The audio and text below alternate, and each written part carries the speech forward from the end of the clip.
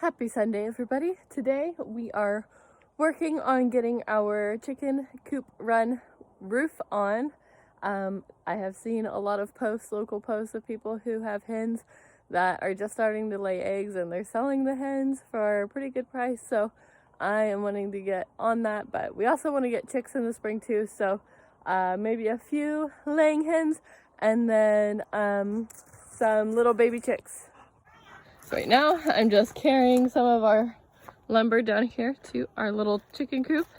I have one 2x4 10-foot long piece up already, and then I have some 1x3s that I'm gonna send in the other direction, and then we're gonna raise it up so that it has maybe about the same degree of a slant as the chicken coop roof, maybe a little bit more.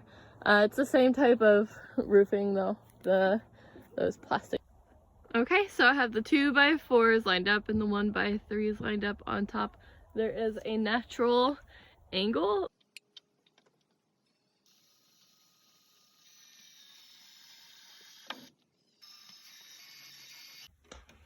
Boards are screwed in, and now we are going to vent.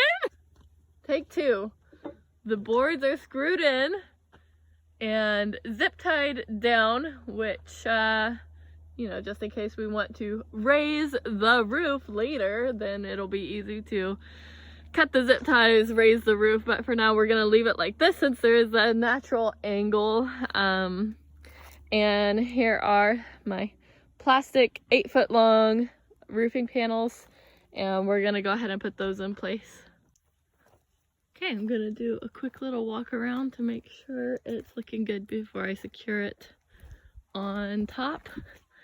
Maybe this isn't the prettiest roof people have ever seen, but it's not gonna be bad for the chickens.